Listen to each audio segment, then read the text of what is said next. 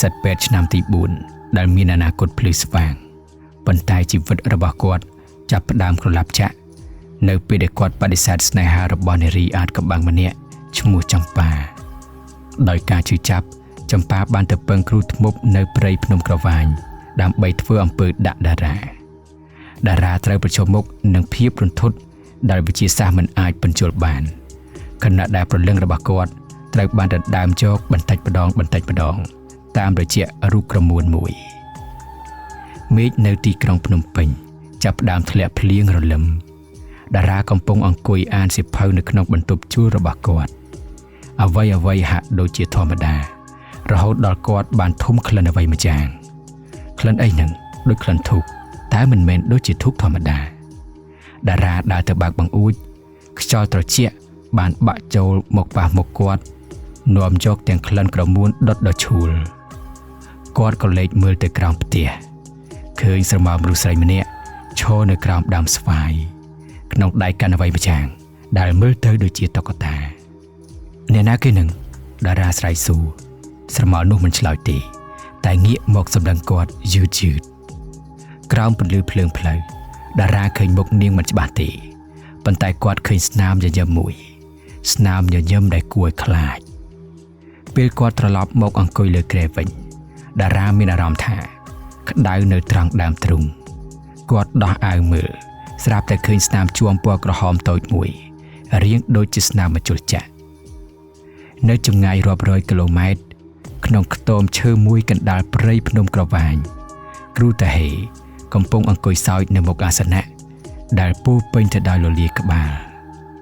នៅក្នុងដៃរបស់គាត់មានរូបក្រមួនតូចមួយដែលមានបិទរូបថតរបស់តារាគាត់កំពុងអង្គុយយកមកជុលដោតចូលទៅក្នុងដើមទ្រូងរូបក្រមួននោះចាប់ផ្ដើមហើយគ្រូតាហេខ្សឹបដាក់ត្រចៀកចម្ប៉ាដែលកំពុងអង្គុយនៅក្បែរនោះយប់នេះវាចាប់ផ្ដើមក្តៅយប់ស្អែកវានឹងមករកនាងដោយខ្លួនឯងយប់នោះតារាដេកមិនលក់សោះគាត់មានអារម្មណ៍ថាបន្ទប់ទឹករបស់គាត់ត្រជាក់ខុសពីធម្មតា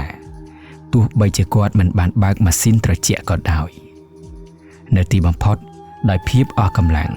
គាត់ក៏បានលង់លក់ទៅក្នុងដំណេកដ៏ធ្ងន់មួយប៉ុន្តែវាមិនមែនជាការដេកលក់ស្កប់ស្កល់នោះទេនៅក្នុងសូបិន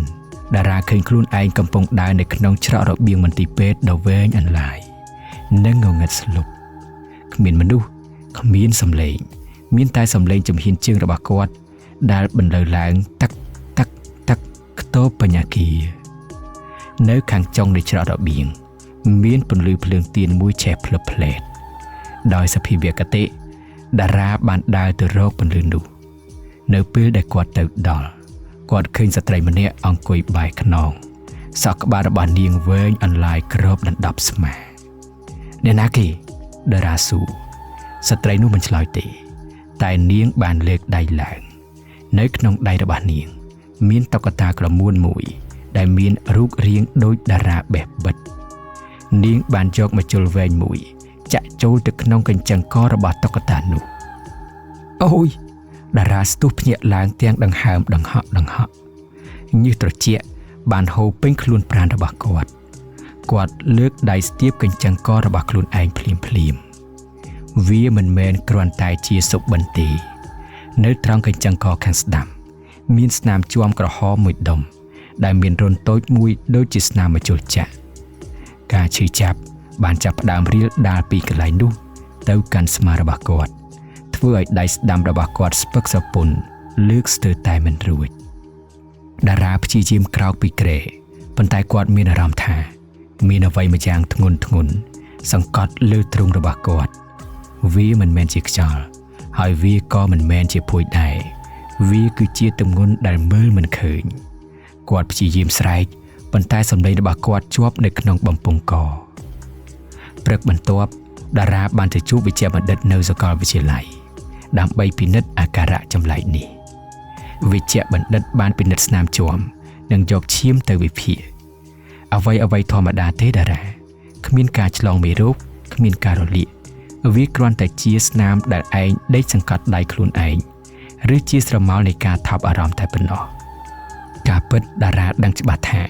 វាមិនមែនជាការថប់អារម្មណ៍នោះទេការឈឺចាប់នេះគឺជារូបវ័ន្តហើយវាកាន់តែខ្លាំងឡើងរាល់ពេលដែលព្រះអាទិត្យលិចនៅពេលដែលតារាដែលចេញពីបន្ទប់ពិសោធន៍គាត់បានឃើញចម្ប៉ាឈរនៅកាច់ជ្រុងនៃអគារសិក្សានាងមិនបាននិយាយអ្វីទេគ្រាន់តែញញឹមស្នាមញញឹមដែលបង្កប់ទៅដោយភាពជឿជាក់និងការគំរាមកំហែងនាងលើកដៃឡើងហើយធ្វើកាយវិការដូចជាកំពុងបង្វិលអ្វីម្យ៉ាងនៅក្នុងខ្យល់ភ្លាមនោះតារាមានអារម្មណ៍ថាពោះវៀនរបស់គាត់ត្រូវបានគេមូលយ៉ាងខ្លាំងធ្វើឲ្យគាត់ដួលខ្ពកទៅលើឥដ្ឋនៅចំពោះមុខនិស្សិតដទៃទៀតកិច្ចមិនរួចទេសំឡេងរបស់លោកគ្រូតាហេបន្លឺឡើងក្នុងត្រចៀកតារាទោះបីជាគ្រូនោះនៅឆ្ងាយរាប់រយគីឡូម៉ែត្រក៏ដោយ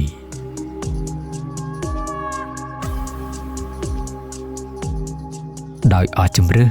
និងអស់សង្ឃឹមជាមួយវិជាសាស្ត្រតារាបានសម្រេចចិត្តធ្វើដំណើរទៅស្រុកកំណើតរបស់គាត់នៅខេត្តកំពង់ចាមគាត់បានទៅដល់ផ្ទះឈើបុរាណមួយដែលសង់នៅក្បែរមាត់ទន្លេនៅពេលព្រលប់នេះគឺជាផ្ទះរបស់យាយនួនជីដូនរបស់គាត់ដែលគាត់មិនសូវបានមកលេងញឹកញាប់ទេគ្រាន់តែឈានជើងចូលដល់របងផ្ទះតារាមានអារម្មណ៍ថាខ្យល់នៅទីនេះប្លែកវាស្ងប់ស្ងាត់ប៉ុន្តែមានថាមពលយាយនួនកំពុងអង្គុយបុកស្លាលើគ្រែក្រោមផ្ទះគាត់មានអាយុ80ឆ្នាំហើយប៉ុន្តែភ្នែករបស់គាត់នៅភ្លឺថ្លាដូចក្មេងដដែលមកដល់ហើយឬចៅប្រុសយាយនួនសួរដោយមិនបានងាកមើលយាយធំក្លិនរបស់កខ្វក់តាំងពីឯងនៅមកច្រកចូលមកម្លេះតារាភ្ញាក់ព្រឺតយាយដឹងមកនេះយាយនួនបាក់ដៃហៅពេលតារាចូលមកជិតគាត់ចាប់ដៃតារាហើយយកម្រាមដៃដែលជ្រីងជ្រួញទៅប៉ះចំស្នាមជាំនៅកញ្ចឹងកអូយតារាស្រែកដោយការឈឺចាប់ហាក់ដូចជាត្រូវភ្លើងដុតនេះមិនមែនជាជំងឺទេយាយនួនមានប្រសាសន៍ដោយទឹកមុខមើងម៉ាត់នេះគឺជាអំពើព្រាយរូបក្រមូនគេចង់បានប្រលឹងឯងមិនមែនចង់សម្លាប់ទេ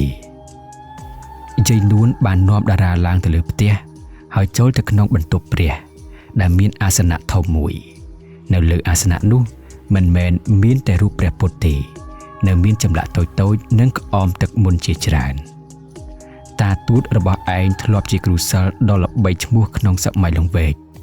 យាយនួនរៀបរាប់ខណៈពេលគាត់បើកហឹបឈើចាស់មួយយើងឈប់ប្រកបរបរនេះយូរហើយប៉ុន្តែឈាមជ័ររបស់យើងគឺជាអ្នកការពារគាត់បានយកចេញនូវខ្សែយ័ន្តកថាមួយខ្សែដែលធ្វើពីប្រាក់ចាស់កំរិលមានឆ្លាក់អក្សរអាគមតូចនេះជាកថាមហាចំណងវាមិនមែនសម្រាប់វាយប្រហារគេទេតែសម្រាប់ការពារកុំឲ្យប្រលឹងឯងរបូតចេញពីរាងកាយយាយនួនប្រគល់វាឲ្យតារាពាក់វានៅចង្កេះកុំដោះឲ្យសោះទោះបីមានរឿងអ្វីកើតឡើងក៏ដោយយប់នោះតារាសម្រាកនៅក្នុងមុងក្បែរអាសនៈនៅពាក់កណ្ដាលត្រៀតសំឡេងឆ្កែលូចាប់ផ្ដើមបន្លឺឡើងពីចុងភូមិរៀលដាលមកដល់មុខផ្ទះសំឡេងដូចជាមាននរណាម្នាក់កំពុងដើរនៅលើដំបូលផ្ទះតារាភ័យរន្ធត់គាត់មានអារម្មណ៍ថាកញ្ចឹងករបស់គាត់ចាប់ផ្ដើមក្តៅម្ដងទៀតប៉ុន្តែលើកនេះវាមិនឈឺដូចមុនទេខ្សែយ័ន្តនៅចង្កេះរបស់គាត់បានបញ្ចេញកម្ដៅអ៊ុនដើម្បីតទល់នឹងភាពត្រជាក់នោះនៅឯជើងភ្នំក្រវាញគ្រូតាហេស្រាប់តែបើកភ្នែកធំរូបក្រមូននៅក្នុងដៃរបស់គាត់ដែលគាត់កំពុងដុតភ្លើងកម្លោចនោះស្រាប់តែប្រេះបែកចេញជាស្នាមគ្រូតាហេទម្លាក់រូបនោះចោលអាមួយនេះមានរបស់ការពារចម្ប៉ាឯងមិនបានប្រាប់ខ្ញុំថាជីដូនវាគឺជាខ្សែគ្រូសិលទេឬចម្ប៉ាដែលអង្គុយក្នុងទីងងឹតបានសួរដោយសំឡេងញ័រតើយើងត្រូវធ្វើម៉េចទៀតទៅលោកគ្រូតាហេសម្លឹងមើលទៅរូបក្រមូនដែលប្រេះបើអាគមធម្មតាចូលមិនចុះយើងត្រូវប្រើរបស់រស់ស្អែកនេះខ្ញុំនឹងបញ្ជូនអាបទៅលេងផ្ទះវាម៉ោង12អាត្រៀតសំឡេងឆ្កែលូដែលធ្លាប់ទៅលឺអើងកងពេញភូមិស្រាប់តែស្ងាត់ឈឹងក្នុងពេលតែមួយភាពស្ងប់ស្ងាត់នេះគួរឲ្យខ្លាចជាងសំឡេងឆ្កែលូទៅទៀតតារាកំពុងអង្គុយអោបជង្គង់នៅកណ្ដាលផ្ទះសម្លឹងមើលទៅប្រហោងក្តារដែលយាយនួនបានយកមែកបន្លាស្អិតទៅញាត់បិទគ្រប់កន្លែង វាមកដល់ហើយយាយនួនខ្សឹបតិចគាត់មិនបានបើកភ្នែកទេដៃរបស់គាត់កំពុងរាប់គ្រាប់អង្កាំភ្លាមនោះពន្លឺពណ៌បៃតងមួយបានលេចឡើងនៅក្រោមផ្ទះវាមិនមែនជាពន្លឺពិលឬពន្លឺអំពូលទេតែជាពន្លឺភ្លឹបភ្លែតដូចភ្លើងហ្វាក្លិនឆ្អេះឆួលដូចសាច់រលួយបានសាយភាយឡើងមកតាមប្រហោងក្តារធ្វើឲ្យតារាចង់ក្អួតគ្រប់សំឡេងអ្វីម្យ៉ាងកំពុងតែបុកទង្គិចនឹងបន្លាដែលយាយនួនដាក់នៅក្រោមផ្ទះតារាលូនទៅឆ្លោះមើលតាមប្រហោងក្តារអ្វីដែលគាត់បានឃើញធ្វើឲ្យឈាមក្នុងខ្លួនគាត់កកវាគឺជាក្បាលមនុស្សស្រីមួយដែលមានសក់ក្បាលវែងអន្លាយភ្នែកពណ៌សថ្លានៅខាងក្រោមនៃក្បាលនោះគ្មានរាងកាយទេគឺមានតែពោះវៀននិងគ្រឿងខ្នងដែលកំពុងតែព្យួរតេងណោងនិងបញ្ចេញពន្លឺពណ៌បៃតងវាគឺជាអាបនោះបានព្យាយាមហោះត្បល់ចូលតាមចន្លោះសសរផ្ទះប៉ុន្តែរាល់ពេលដែលគ្រឿងខ្នងរបស់វាប៉ះនឹងបន្លាស្អិតវាស្រែកធ្ងោអូយដូចជាឆ្មាខឹងកុំមើលមកវាយាយនួនស្រែកហាមបើឯងមើលភ្នែកវាឯងនឹងត្រូវមន្តអាគមប៉ុន្តែហួសពេលទៅហើយអាបនោះបានងើបមុខឡើងសម្លឹងចំភ្នែកតារាមានអារម្មណ៍ថាខ្លួនប្រាណរបស់គាត់រឹងស្ដោករូបភាពនៃចម្ប៉ាបានលេចឡើងក្នុងកែវភ្នែករបស់អាបនោះកំពុងញញឹមដាក់គាត់តារាបងស្រឡាញ់អូនមកនេះមកសំឡេងរបស់ចម្ប៉ាបន្លឺឡើងក្នុងក្បាលរបស់គាត់ទាំងដែលអាបនោះមិនបានបើកមាត់នោះទេតារាហាក់ដូចជាត្រូវគេបញ្ជាគាត់បានលូកដៃទៅរកកាំបិតផ្គាក់ដើម្បីកាប់បន្លាដែលការពារនៅមាត់បង្អួចចេញដើម្បីបើកផ្លូវឲ្យនាងចូលតាំងស្មារតីយាយនួនស្ទុះទៅចាប់ដៃតារាគាត់បានដុតទៀនមង្គលធំមួយដែលធ្វើពីក្រមួនសុទ្ធលាយជាមួយប្រេងនៃដើមឈើពិសិដ្ឋយាយនួនបាចម្សៅពណ៌សមួយក្តាប់ទៅលើអណ្ដាតភ្លើងទៀនអណ្ដាតភ្លើងបានឆាបឆេះឡើងពណ៌ខៀវយ៉ាងខ្ពស់ពន្លឺនៃភ្លើងនេះបានជះទៅត្រូវមុខរបស់អាបរូបភាពដ៏ស្រស់ស្អាតរបស់ចម្ប៉ាបានរលាយបាត់ភ្លាមនៅសល់តែមុខដ៏រលួយនិងគួរឲ្យខ្ពើមរអើមរបស់អាបដដែលវាស្រែកលាន់រំពងដោយការឈឺចាប់ព្រោះពន្លឺនេះក្តៅជាងភ្លើងធម្មតាអាបនោះដឹងខ្លួនថាចូលមិនចុះវាបានបង្វិលខ្លួនហោះគេចចេញទៅក្នុងភាពងងឹតវិញដោយបន្សល់ទុកតែក្លិនឈាមនិងសំឡេងគំរាមយើងនឹងត្រឡប់មកវិញជាមួយកងទ័ពតារាដួលទៅលើក្តារទាំងហត់ក៏ខុសខ្សែយ័ន្តនៅចង្កេះគាត់ក្តៅរហូតដល់រលាកស្បែកវាមិនចប់ត្រឹមនេះទេយាយនួនពន្លត់ទៀនគ្រូតាហេបានប្រើរបស់ខ្លាំងដល់កម្រិតនេះហើយមានន័យថាគាត់អស់ជំរឿសគាត់នឹងមិនឈប់រហូតដល់ឯងស្លាប់យើងត្រូវធ្វើម៉េចទៅយាយតារាសួរទាំងភ័យយើងមិនអាចចាំតែការពារនៅទីនេះបានទេយាយនួនងាកទៅមើលដាវដងឈើមួយដែលព្យួរនៅជញ្ជាំងយើងត្រូវទៅរកគាត់យើងត្រូវទៅភ្នំក្រវាញដើម្បីកំទេចរូបក្រមួននោះចោលមុនពេលព្រះច័ន្ទពេញវង្សមកដល់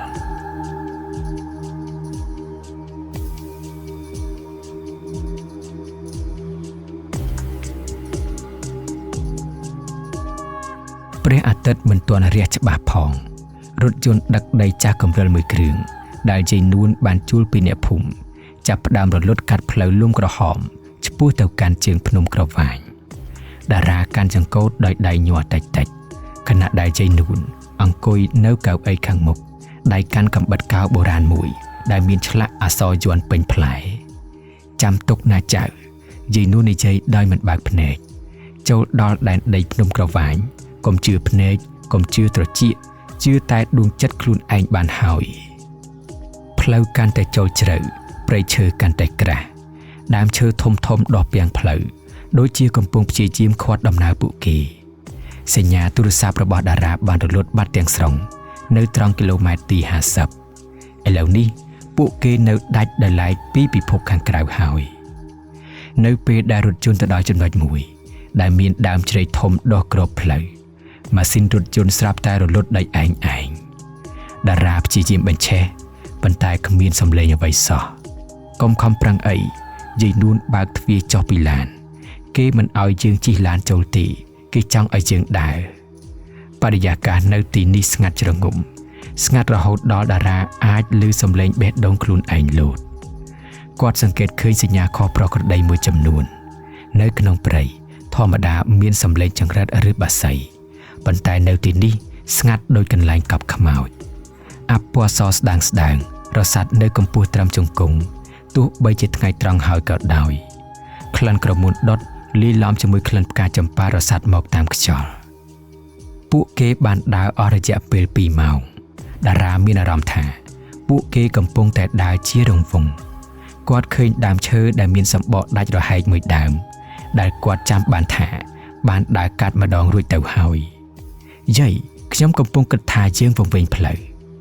ស្រាប់តែនៅខាងមុខមាននារីម្នាក់ឈរនៅក្បែរគុម្ពព្រៃនាងមានសក់វែង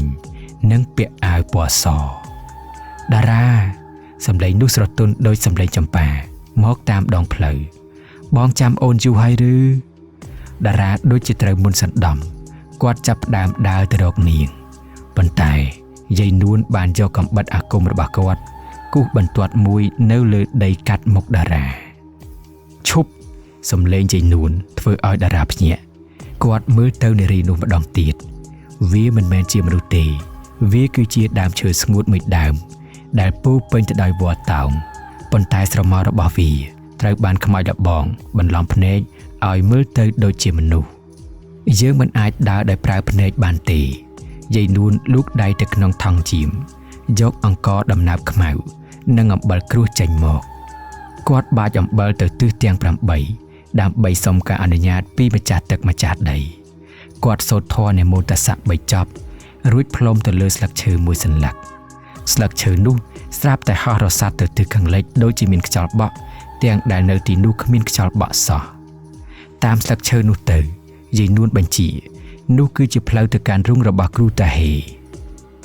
នៅពេលព្រះអាទិត្យជិតលិចពួកគេបានទៅដល់មាត់ជ្រោះមួយនៅខាងក្រោមជ្រោះនោះមានខ្ទមឈើមួយសង់នៅលើដីកោះកណ្ដាលបឹងទឹកខ្មៅផ្សែងពណ៌បៃតងកំពុងហុយចេញពីបំពង់ផ្សែងតារាលេបទឹកមាត់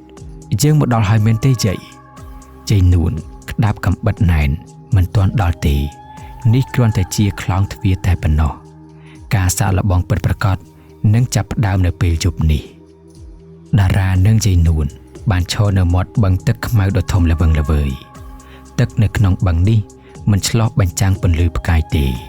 វាខ្មៅងងឹតនិងស្ងប់ស្ងាត់ដូចជាទឹកថ្នាំអ្វីដែលចម្លែកគឺនៅទីនេះគ្មានទូកទេមានតែក្បូនឫស្សីចាស់មួយដែលចងភ្ជាប់នឹងបង្គោលនៅមាត់ទឹកតែយើងត្រូវជិះក្បូននេះមែនទេយាយតារាសួរទាំងមន្ទិលវាមើលទៅដូចជាចង់រលាយទៅហើយយាយនួនមិនឆ្លើយតបនឹងសំណួរនោះទេគាត់ដកកញ្ចប់អំបិលមួយចេញពីថង់យាមហើយបាចទៅលើក្បូននោះសូមផ្លូវផងលោកម្ចាស់ទឹកមិនមែនមកបៀតបៀនទេគឺមកសុំសេចក្តីសុខពួកគេបានឡើងជិះក្បូនហើយតារាជាអ្នកចែវសំឡេងទឹកបែកខ្ចាយវាគឺជាសំឡេងតែមួយគត់ដែលបន្លឺឡើងនៅពេលដែលក្បូនបានទៅដល់កណ្ដាលបឹងអាប់ពណ៌សបានចាប់ផ្ដើមចោះមកឃុំព័ទ្ធពួកគេធ្វើឲ្យមើលមិនឃើញច្រាងសងខាងភ្លាមនោះតារាបានឃើញពន្លឺពណ៌ក្រហមមួយគូលេចឡើងនៅក្រោមផ្ទៃទឹកចម្ងាយប្រហែល10ម៉ែត្រពីក្បូនបន្ទាប់មកមួយគូទៀតនិងមួយគូទៀតវាមិនមែនជាចង្គៀងទេវាគឺជាភ្នែកយាយមានអ្វីនៅក្រោមទឹកតារាខ្សឹបប្រាប់ទាំងញ័រក្រាំងក្បូនឫស្សីបានរង្គើខ្លាំងហាក់ដូចជាមានអ្វីមកបុកពីក្រោមកន្ទុយដ៏ធំមួយដែលមានស្រកាដូចដែកបានវាយបំបែកឫស្សីមួយកំណាត់ចេញពីក្បូនក្រពើដ៏ធំមួយបានងើបក្បាលចេញពីទឹកវាមិនមែនជាក្រពើធម្មតាទេភ្នែករបស់វាបញ្ចេញពន្លឺពណ៌ក្រហមហើយនៅលើក្បាលរបស់វាមានឆ្លាក់យ័ន្តពណ៌មាសកំភៃយាយនួនស្រែកវាជាក្រពើអាគមវាមិនអាចខាំយើងបានទេបើយើងមិនខ្លាចវាប៉ុន្តែវាមិនមែនមានតែមួយក្បាលទេក្រពើរាប់សិបក្បាលទៀតបានចាប់ផ្ដើមហែលមកកាន់ឡោមព័ទ្ធក្បូនពួកវាចាប់ផ្ដើមខាំក្បូនឫស្សីធ្វើឲ្យទឹកចាប់ផ្ដើមហូរចូលតារាព្យាយាមយកច្រវាវាយពួកវាប៉ុន្តែច្រវាបានបាក់ខ្ទេចនៅពេលប៉ះនឹងក្បាលរឹងដូចថ្មរបស់វាតារា យកកំបិតកោរបស់យាយមកតារាបានហុចកំបិតកោដែលឆ្លាក់យ័ន្តឲ្យយាយនួនបានយកកំបិតកោនោះឆោតបាតដៃខ្លួនឯងបន្តិចឲ្យចេញឈាមរួចលាយឈាមនោះជាមួយម្សៅដីបាតទន្លេអូអ្នកមូទស័កស្បែកដៃឆ្អឹងស្ពាន់ថយចេញអូអ្នកមូទស័កស្បែកដៃឆ្អឹងស្ពាន់ថយចេញយាយនួនបានសូត្រធម៌នេះគាត់បានក្រវីកំបិតនោះទៅក្នុងទឹកពន្លឺពណ៌មាសមួយបានបាចចេញពីផ្លែកំបិតរត់កាត់ផ្ទៃទឹកដូចជាចរន្តអគ្គិសនីនៅពេលដែលពន្លឺនោះប៉ះនឹងពួកក្រពើពួកវាបានប្រែទៅជាកំណាត់ឈើស្អុយនិងស្លឹកត្នោតអណ្ដែតពេញផ្ទៃទឹកពួកវាមិនមែនជាសត្វពិតទេយាយនួនដកដង្ហើមធំ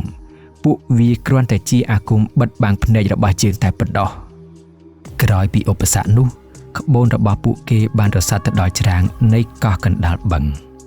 នៅចំពោះមុខពួកគេគឺជាខ្ទមឈើដែលគ្រូតាហេនិងចម្ប៉ាកំពុងលាក់ខ្លួនតារានិងយាយនួនដើរឡើងលើគោកទាំង30ជោគនៅមុខខ្ទមនោះមានដុតទៀនរាប់រយដើមបង្កើតបានជាពន្លឺចិញ្ចាចដូចជាពិធីបុណ្យសពសូមស្វាគមន៍អ្នកដែលមករកសេចក្តីស្លាប់សំឡេងរបស់គ្រូតាហេបន្លឺឡើងពីក្នុងខ្ទម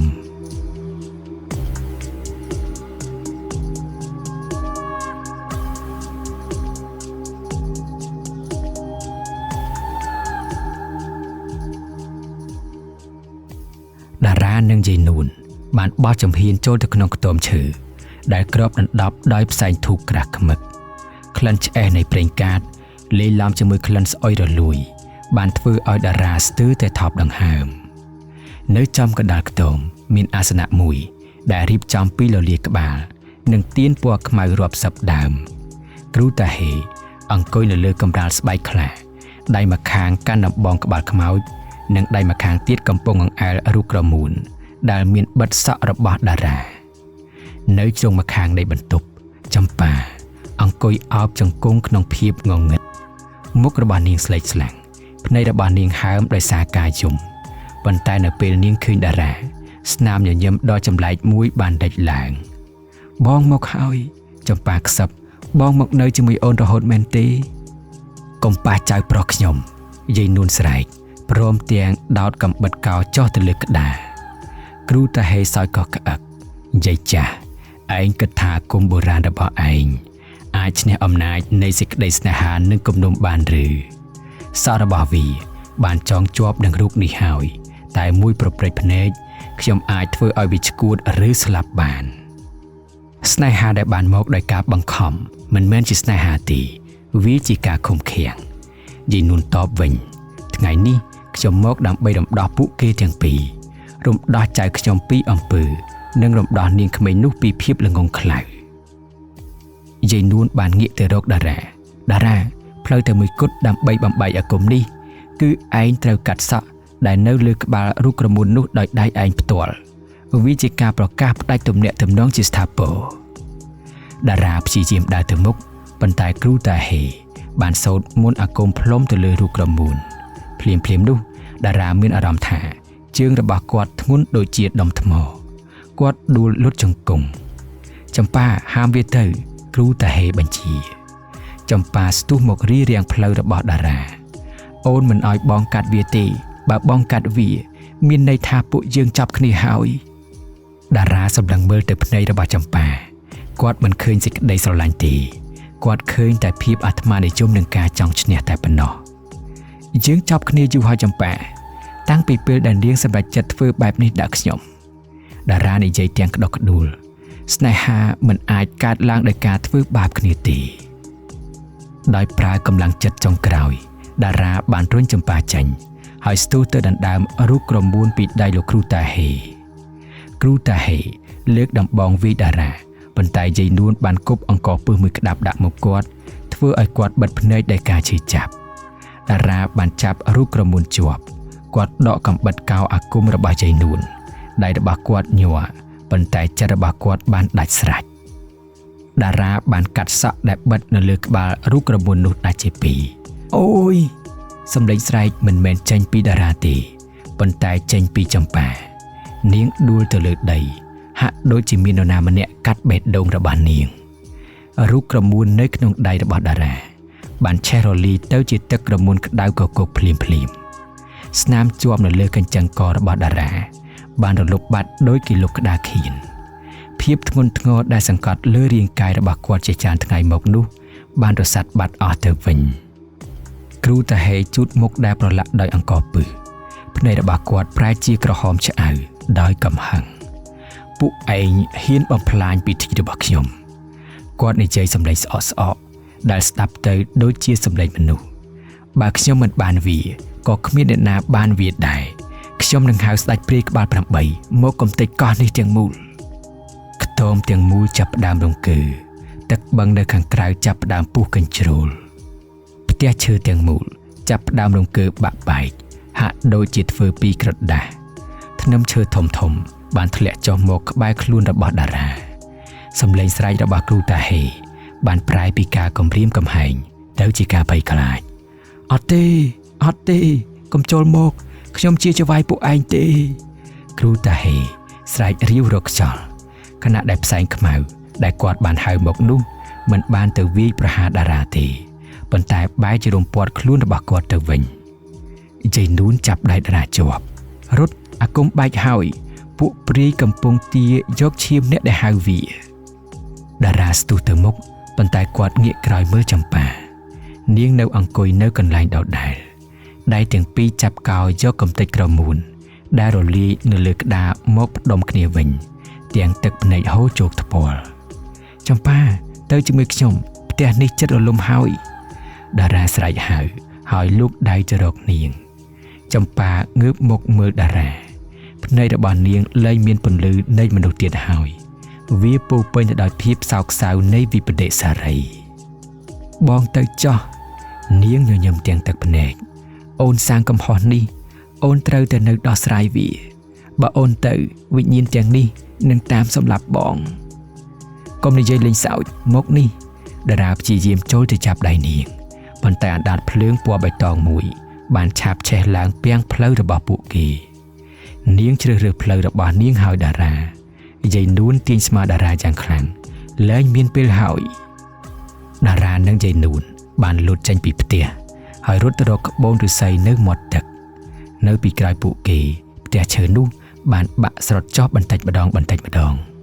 សំឡេងរបស់គ្រូតាហេបានបាត់ស្ងាត់ជំនួសមកវិញដោយសំឡេងកញ្ជ្រៀវនៃពួកព្រាយបិសាច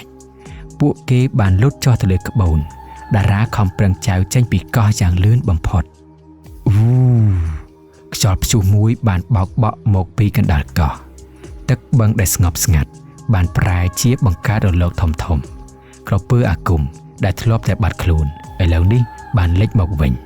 ប៉ុន្តែពួកវាមិនដេញតាមតារានោះទេពួកវាហាលសម្ដៅទៅរកខ្ទមដែលកំពុងលិចដើម្បីស៊ីចំណីរបស់គ្រូធ្មប់អប្រៃនៅពេលដែលពួកគេមកដល់ត្រើយមកខាងទៀតព្រះអាទិត្យនៃថ្ងៃថ្មីបានចាប់ផ្ដើមរះពន្លឺពណ៌មាសបានបណ្ដេញអាប់ខ្មៅឲ្យរសាត់បាត់អស់តារាដួលទៅលើស្មៅដកដង្ហើមធំគាត់សម្លឹងមើលទៅកណ្ដាលបឹងគ្មានកោះគ្មានផ្ទះនិងគ្មានចម្ប៉ាទៀតទេអ្វីបានលិចបាត់ទៅក្នុងផ្ទៃទឹកដ៏ស្ងប់ស្ងាត់ទៅវិញអស់ហើយចាប់ហើយយាយនួនដាក់កំបិតកោចុះហើយអង្គុយសូត្រធម៌ផ្សាយមេត្តាកម្មនរណាអ្នកនោះទទួលឯងមានសំណាងណាស់ដែលមានចិត្តស្មោះត្រង់ជាអាវុធតារាស្ទាបកញ្ចឹងករបស់ខ្លួនគ្មានការឈឺចាប់គ្មានស្នាមប៉ុន្តែការចងចាំអំពីយប់នេះ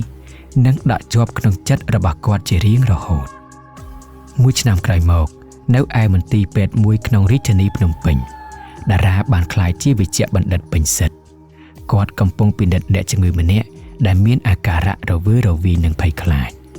គ្រូពេទ្យផ្សេងទៀតនិយាយថាអ្នកជំងឺនេះមានបញ្ហាផ្លូវចិត្តធ្ងន់ធ្ងរប៉ុន្តែតារាមិនគិតដូច្នោះទេគាត់បានបិទសំណុំរឿងអ្នកជំងឺហើយញញឹមយ៉ាងទន់ភ្លន់កុំបារម្ភធ្វើអ្វីជំងឺខ្លះព្យាបាលដោយថ្នាំតែជំងឺខ្លះទៀតព្យាបាលដោយចិត្តស្ងប់ខ្ញុំនឹងជួយទាំងពីរផ្លូវនៅក្រោមអាវពេទ្យពណ៌សតារានៅតែពាក់ខ្សែយ័ន្តរបស់យាយនួនជាប់នឹងខ្លួនជានិច្ចគាត់បានរៀនមេរៀនដ៏សំខាន់បំផុតមួយវិទ្យាសាស្ត្រព្យាបាលរាងកាយតែធម៌និងសិលធម៌ព្យាបាលព្រលឹងនៅពេលល្ងាច តារាបានត្រឡប់មកបន្ទប់វិញហើយឃើញសម្បត្តិមួយច្បាប់មកពីស្រុកកំណើតវាជាសម្បត្តិរបស់យាយនួនចៅប្រុសយាយប្រហែលជាមិនបាននៅមើលឯងរៀបការទេប៉ុន្តែកុំបារម្ភកំបិតកោនិងក្បួនតម្រាដែលយាយកប់ទុកក្រោមអាសនៈឥឡូវនេះយាយបានដុតចោលអស់ទៅហើយវិជាដែលគ្រោះថ្នាក់គួរតែបញ្ចប់ត្រឹមចំនួនយាយចូលឯងរស់នៅជាមនុស្សធម្មតាចេះស្រឡាញ់និងចេះអត់ឱននោះហើយគឺជាអាគមការពារដ៏ខ្លាំងបំផុតតារាអានសម្បត្តិទាំងទឹកភ្នែករលីងរលោងគាត់ដឹងថាយាយរបស់គាត់ចង់ឲ្យគាត់រស់នៅដោយគ្មានស្រមោលនៃអតីតកាលតាមឡងបន្លាចនៅជប់ពេញបរមីតារាបានទៅអង្គុយនៅមាត់ទន្លេមេគង្គនៅក្នុងដៃរបស់គាត់មានផ្កាចម្ប៉ាមួយតងនិងធូបមួយសរសៃគាត់បានអុជធូបហើយបណ្ដែតផ្កានោះទៅក្នុងទឹកផ្កាចម្ប៉ារសាត់តាមទឹកឆ្ងាយទៅរហូតដល់មើលលែងឃើញសូមឲ្យនាងទៅបានសុខចាស់ចម្ប៉ាតារាខ្សឹបតិចខ្ញុំមិនខឹងនាងទេខ្ញុំគ្រាន់តែអាណិតក្តីស្រឡាញ់ពិតប្រាកដមិនមែនជាការចង់បានមកធ្វើជាកម្មសិទ្ធិទេតែវាជាការចង់ឃើញគេមានសេចក្តីសុខទោះបីជាមិនបាននៅជាមួយគ្នាក៏ដោយខ្យល់ទន្លេបានបក់មកយ៉ាងត្រជាក់លើកនេះគ្មានក្លិនក្រមួនឬក្លិនឆ្អែតឆ្អាបទៀតទេមានតែក្លិននៃសេរីភាពនិងក្តីសង្ឃឹមតារាក្រោកឈរឡើងហើយដើរតម្រង់ទៅរកពន្លឺភ្លើងនៃទីក្រុងវិញគាត់លែងជាក្មេងប្រុសដែលខ្លាចស្រមោលទៀតហើយគាត់គឺជាអ្នកដែលធ្លាប់ដើរឆ្លងកាត់ឋានរុហើយត្រឡប់មកវិញជាមួយនឹងបេះដូងដែលរឹងមាំជាងមុនរឿងរ៉ាវនៃបណ្ដាសាសនារូបក្រមួនបានបញ្ចប់ត្រឹមនេះប៉ុន្តែវានៅសល់ជាការដាស់តឿនមួយសម្រាប់មនុស្សគ្រប់គ្នាថាកុំឲ្យកំហឹងនឹងការចង់ឈ្នះដឹកមុខសេចក្តីស្រឡាញ់ព្រោះនៅពេលដែលយើងប្រើផ្លូវងងឹតដើម្បីបានស្នេហាយើងនឹងបាត់បង់ពន្លឺនៅក្នុងខ្លួនយើងជារៀងរហូតរឿងនេះចប់ដោយបរិបូរណ៍